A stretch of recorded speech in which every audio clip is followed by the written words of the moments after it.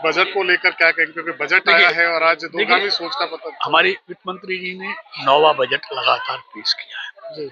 हमको गर्व है देश की महिला वित्त मंत्री पर, जिन्होंने देश को आगे बढ़ाने वाला बजट दिया है।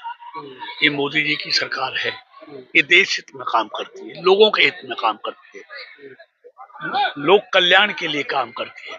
और यही कारण है, ये अच्छे बजटों का कारण है कि भारत लगातार आर्थिक क्षेत्र में मजबूत हो रहा है। 11वीं से चौथी अर्थव्यवस्था बना है, बहुत जल्दी तीसरी अर्थव्यवस्था दुनिया की बनने जा रहा है। और इस बजट में चाहे युवा हो, चाहे महिला हो, चाहे किसान हो, चाहे गांव हो, चाहे व्यापारी हो, हर किसी का ध्यान रखा गया है। यानी कि ये बजट 2047 के विकसित भारत के लिए बजट है, देश को आगे बढ़ाने वाला बजट है, देश को आर्थिक तौर पे मजबूत करने वाला बजट है।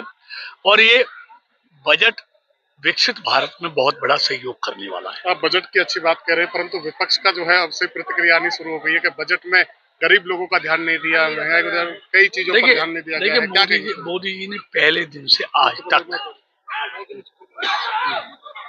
कहा था, मेरी सरकार इस देश के गरीबों को समर्पित सरकार है।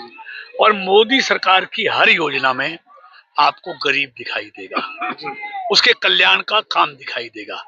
और इसलिए तो लगातार 3 बार से उन गरीबों का आशीर्वाद मोदी जी को मिल रहा है, गरीबों की दुआएं मोदी जी को मिल रही हैं, इसलिए लगातार जीत रहे हैं। विपक्ष तो हताश है, निराश है, क्यों कहने के लिए कुछ है नहीं।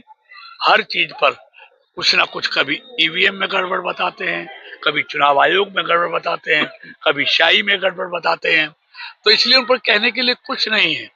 इससे अच्छा बजट देश हित में, लोगों के हित में कोई दूसरा हो नहीं सकता। एसवाईएल को लेकर भी भूपेंद्र सिंह हुड्डा ने निशाना साधा है, कहा है कि जब पहले ही जो ये फैसला आ चुका था कोर्ट की तरफ से 2002 में, तो उसके बाद केंद्र सरकार का काम था और पंजाब सरकार से मिलकर बात करें, परंतु इसमें जो बैठक की गई है मुख्यमंत्री की तरफ से, वो निराधार बैठक है, उसका कोई मतलब नहीं है। देखिए, इनको कहने के लिए कुछ नहीं है, सिर्फ तोहमत लगाते हैं। जब केंद्र में, पंजाब में और यहाँ हरियाणा में तीनों जगह कांग्रेस की सरकार थी, तब तो इन्होंने कुछ कहा नहीं। अभी तीनों जगह तो एक दल की सरकार नहीं है, वहां पार्टी की सरकार है।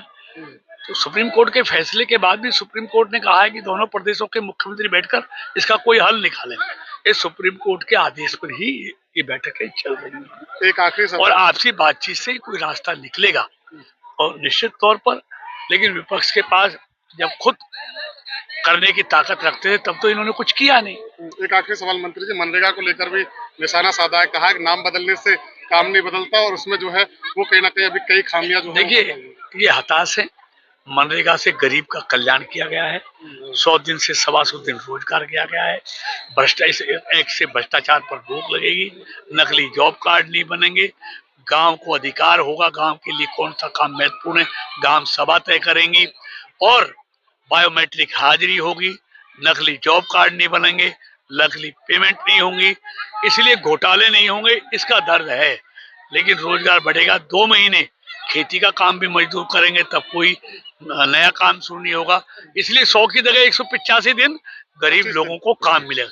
125 दिन, 60 दिन वो किसान वाले भी, तो 185 दिन लोगों को काम मिलेगा। 15 दिन की जगह 7 दिन में पेमेंट होगी, तो अच्छा काम होगा और गरीब का कल्याण होने वाला है। Thank you.